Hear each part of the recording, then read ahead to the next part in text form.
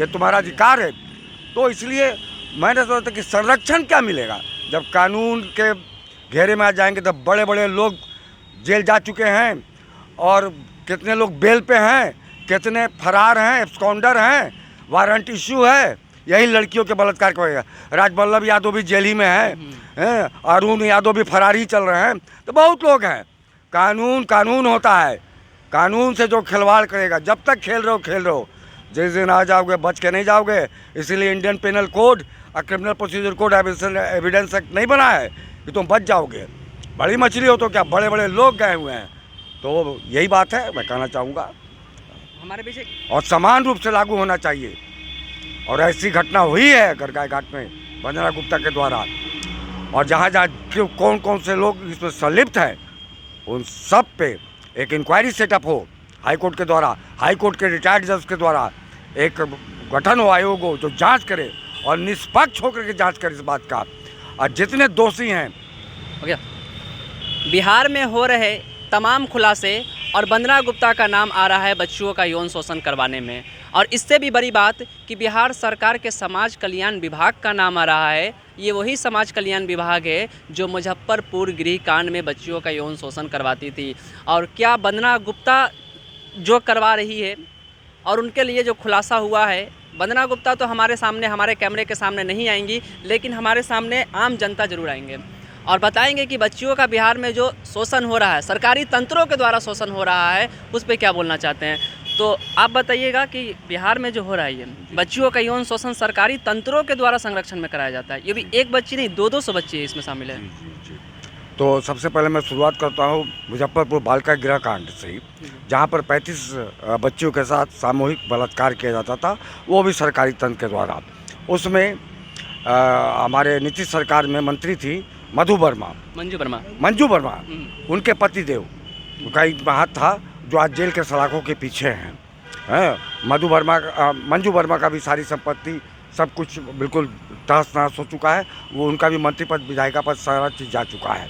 तो एक तो बड़ी मछली जरूर उसमें फंसी, लेकिन बाकी और जितने, क्योंकि 35 लड़कियों का सामूहिक बलात्कार, कई वहाँ पर पूरी मिली जुली एक तरह से वो तंत्र था जो एक मतलब कि आपने ये कहा कि समाज कल्याण विभाग ही तब हुआ, और सारे लोग मिलकर के सामूहिक बलात्कार करते थे। लड़कियाँ 12 साल, 13 साल, 14 साल और 15 साल और 16 वर्ष की थी, वो नाबालिग थी, और उनके साथ सामूहिक रेप होता था, बलात्कार होता था रोज़ के रोज़। तो ऐसी घटना की फिर पुनरावृत्ति, अभी जैसा आपने सवाल किया कि वंदना गुप्ता जो कि गाय घाट में इस तरह की, और वहाँ पे 200 बच्चियाँ हैं, और एक बच्ची ने आकर के इस बात का खुलासा किया। हाई कोर्ट ने इसका संज्ञान ले लिया है, और इस पर देखिए अब क्या होता है।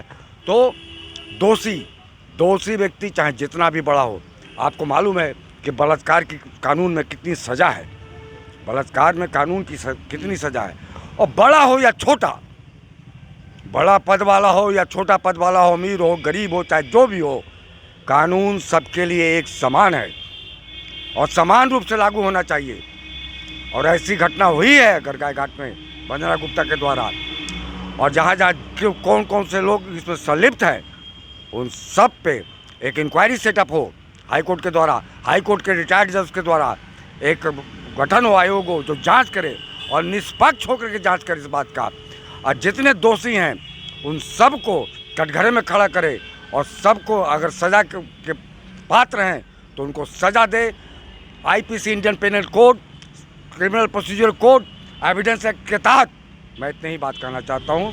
धन्यवाद। दिक्कत यहाँ पे जब हो जाती है जब सत्ता के संरक्षणधारी जो होते हैं दोषियों को बचा कर निकल जाते हैं, और जिनको कोई संरक्षण नहीं रहता है, कहने का मतलब है छोटी मछलियों को फंसाकर बड़ी मछलियों को बचा लिया जाता है। ये मुजफ्फरपुर में भी देखने को मिला था, और क्या यहाँ भी ऐसे ही कुछ होगा?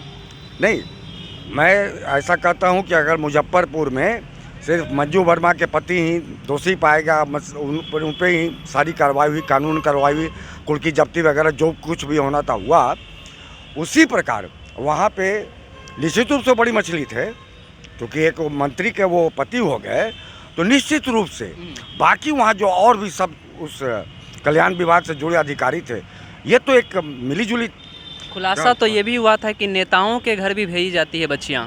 जी। और तो- ये भी कहीं ना कहीं कहने को मिलता है कि पटना में जितने भी हॉस्टल हैं, बड़े बड़े लोगों का ये कहना है, आम जनता का ही कहना है कि जितने भी बड़े पटना में हॉस्टल है वहाँ से भी बच्चियों को भेजा जाता है नेताओं के घर। जी, ऐसा है ना कि साक्ष्य के अभाव में बड़े बड़े अपराधी छूट जाते हैं। तो इसलिए ये ऐसा कहा जाता है, ऐसा सुना जाता है, ऐसा माना जाता है। तो ये कोर्ट ये नहीं सुनता, न्यायालय ये नहीं सुनेगा। आप साक्ष्य दीजिए, आप साक्ष्य उसके समझ प्रस्तुत कीजिए, फिर वो देखिए उस पर कैसे कॉग्निजेंस लेता है, कैसे संज्ञान लेता है और फिर कैसे उचित कार्रवाई करती है। और मैं नहीं समझता कि इस प्रदेश का कोई भी चाहे मुख्यमंत्री हो वो संरक्षण देंगे अपराधियों को, बिल्कुल नहीं।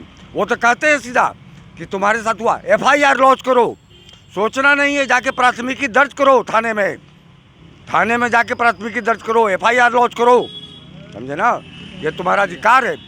तो इसलिए मैंने सोचा कि संरक्षण क्या मिलेगा जब कानून के घेरे में आ जाएंगे। तो बड़े बड़े लोग जेल जा चुके हैं और कितने लोग बेल पे हैं, कितने फरार हैं, एब्सकॉन्डर हैं, वारंट इश्यू है, यही लड़कियों के बलात्कार की वजह। राजवल्लभ यादव भी जेल ही में है, अरुण यादव भी फरार ही चल रहे हैं। तो बहुत लोग हैं। कानून होता है, कानून से जो खिलवाड़ करेगा, जब तक खेल रहे हो, जिस दिन आ जाओगे बच के नहीं जाओगे। इसीलिए इंडियन पेनल कोड और criminal procedure code evidence act नहीं बना है कि तुम बच जाओगे। बड़ी मछली हो तो क्या, बड़े बड़े लोग गए हुए हैं। तो यही बात है, मैं कहना चाहूँगा। हमारे बीच एक युवा भी हैं, जैसा कि आप बताइए, जो ये बालिका गृह कांड 2016 का एकदम सेम टू कॉपी गायघाट में हुआ। 200 बच्चियां वहाँ पे अभी भी घुटन भरी ज़िंदगी जी रही है। एक बच्ची निकल के आती है तो इसका खुलासा होता है, और इसमें जो सबसे बड़ा नाम आता है वंदना गुप्ता, जो वहाँ पे मॉनिटर करती है ये सबको।